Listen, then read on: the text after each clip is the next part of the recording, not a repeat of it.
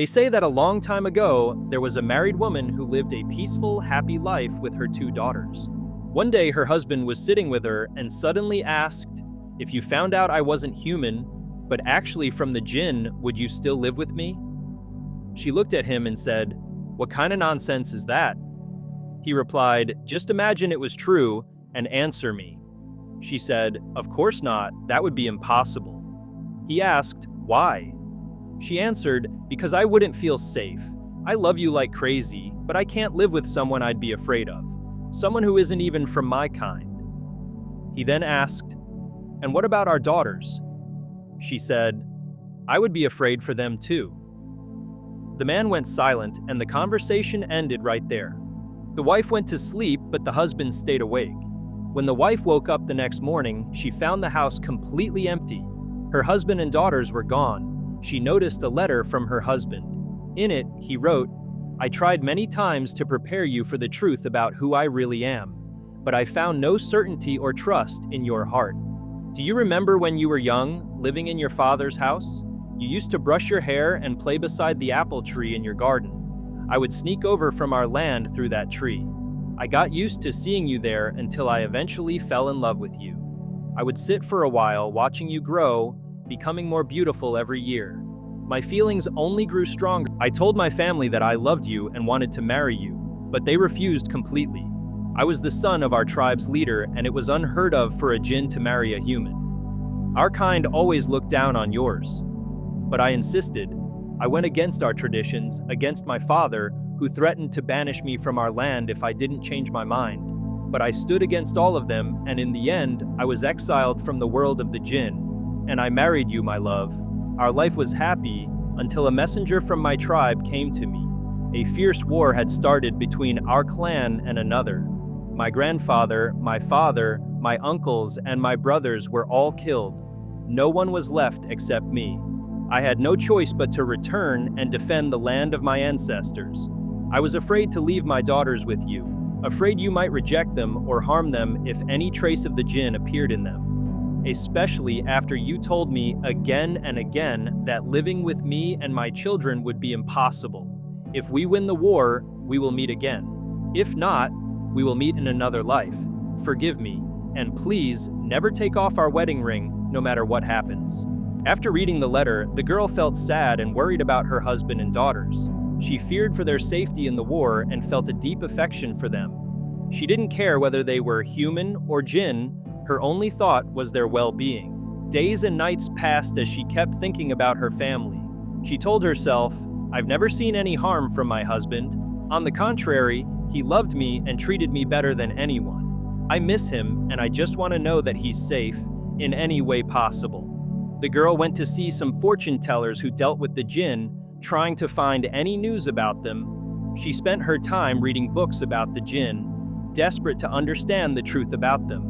One day she took off her ring in the bathroom and forgot about it. She went back to sleep, and while she was asleep, she saw a strange and frightening dream. A huge eagle was fighting fiercely with a black dog near the apple tree where she used to sit. A dove was nearby, and above the tree, 2 birds perched on a branch, watching the battle unfold. She woke up suddenly, terrified, and looked at her hand. Her ring was gone. She rushed to the bathroom, found the ring, and put it back on. When she came out, she heard strange sounds outside the house. Curious and scared, she peeked out the window. She was shocked and froze in place. The dream was happening right before her eyes. In front of the apple tree, an eagle was fighting a black dog, and 2 doves were watching the battle. She stood there terrified, unable to move. The fight was fierce and intense, but the eagle was clearly dominating. As she watched, she realized the dream had a meaning. The eagle was her husband, and the 2 doves were her young daughters. Her fear grew even more, and she carefully kept watching. During the fight, the black dog lunged at the eagle and struck its neck, leaving a deep wound. The eagle fell to the ground, and the dog tried to attack the 2 doves. In that moment, the girl couldn't hold herself back any longer. She ran out, grabbed a stone, and threw it at the dog to keep it away from the doves. The dog let go of the doves and lunged at her instead.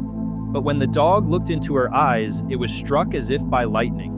It let her go and ran away. The girl got up and went to the eagle, trying to wake him, but he was bleeding. She looked for the two doves, but they were gone. She thought to herself, "What happened? Can a Jinn really be afraid of me? That's strange." The black dog stood at a distance, watching her, but didn't come closer. He thought to himself, "What just happened? Is this a human? There's something strange in her eyes. I can't resist it." He remembered how the eagle had struggled when he left his tribe to marry her. Her eyes held a magic that felt from another world. Then the dog left, disappearing into the distance. The girl grabbed a piece of cloth and tried to tie it around the eagle's neck to stop the bleeding. She thought, "What should I do? I can't let him die." She remembered reading in books about the Jinn that if a Jinn is hurt in our world, their wound won't heal unless they return to their homeland. As she thought about this, she recalled her husband's words, how he used to sneak over from the apple tree to watch her. She jumped up and ran to search around the apple tree. She found a hole near the tree, went back home, grabbed an axe, and started digging, hoping to find a tunnel or passage that could lead her to her husband's world. As she dug, a huge tunnel appeared, stretching out so far she couldn't see its end. She didn't hesitate to enter. Being with her husband was the most important thing to her, no matter what. She looked around and found a beehive. She grabbed a bag and carefully placed the hive inside, thinking she might need it on her journey. Then she picked up the eagle. She carefully descended into the unknown tunnel, hoping that the magic in her eyes might protect her on this mysterious path. The tunnel was dimly lit with a faint red glow, and she couldn't tell where the light was coming from. She walked a long distance down the passage, unsure of what awaited her. She finally reached a closed door, and in front of it stood a black snake. She froze in place, unsure of what to do. Then she remembered the beehive she had brought with her. She opened the bag, and the bees swarmed toward the snake, stinging it in the eye. The snake thrashed wildly, left and right, until the door finally opened. She grabbed the eagle and rushed to pass through the door. She found herself in a dull, faded land. The weather was warm, like summer, and in the distance she saw a lake. She walked toward the lake and found an old man sitting there fishing. Next to him were 3 wooden boats. She approached the old man and asked, "Where are we?" The old man laughed and said, "I know my place, but you need guidance. I'll answer you. You want to go to the land of the Jinn, don't you?" The girl was scared and asked, "How did you know?" He said, "No one comes here except to reach the land of the Jinn." She nodded, "Yes, I want to go to the land of the Jinn." He told her, "You'll need to use one of these boats." "But I don't know the way," she said. He reassured her, "The boat will take you to the land by itself. You don't have to do anything." She got into the boat and sat down, holding the eagle close to her. The boat began to move on its own, gliding across the lake without her doing anything. She stared ahead, thinking about her situation and the unknown future waiting for her. Tears ran down her face. She didn't know where she was going or what would happen next.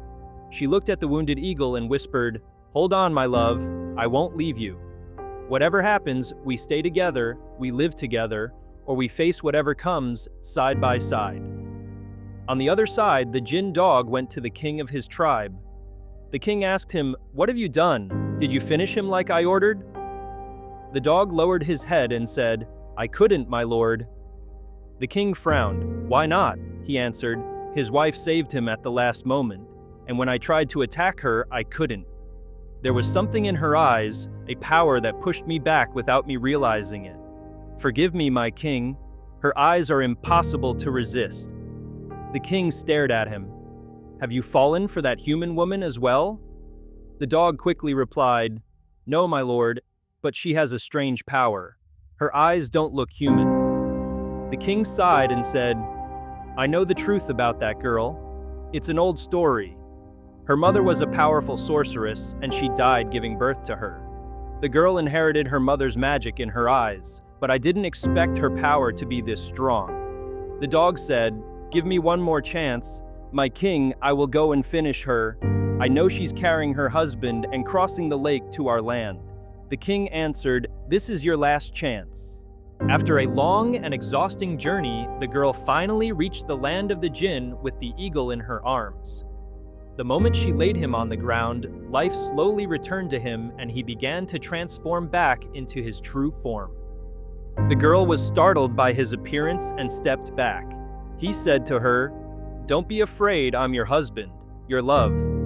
At that moment, the people of his tribe gathered around him, celebrating his return. They told him, "The enemy tribe is on their way, they're coming to finish you." He answered them, "Let them come, we will stand our ground, and we will take back our land once again."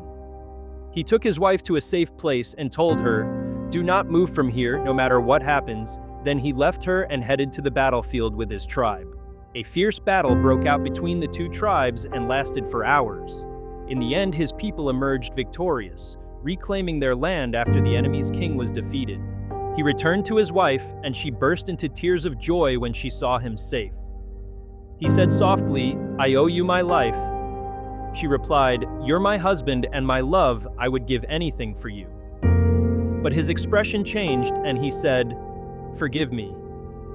I can't continue my life with you. I loved you with all my heart, but I can't return to your world again." She cried and asked, "Why? I can't live without you." He answered, "Everything has changed. My people have chosen me as their king, and I can no longer leave them. And you can't live here. Our world is different, and your kind can't survive in it." She whispered, "And our daughters?" He replied, "They carry the traits of my people. Their life here will be better. I'm sorry. I will never forget you." After a long conversation, the wife finally surrendered to his painful words. He took her back to her land, and when they reached the edge of her world, he looked at her one last time. He whispered, "Goodbye, my love. I will check on you from time to time." Then he turned away and disappeared into the mist of his realm, leaving her standing with a heart full of memories, beautiful and painful at the same time. If you enjoyed this story, don't forget to like and subscribe to the channel so you don't miss any of our new tales.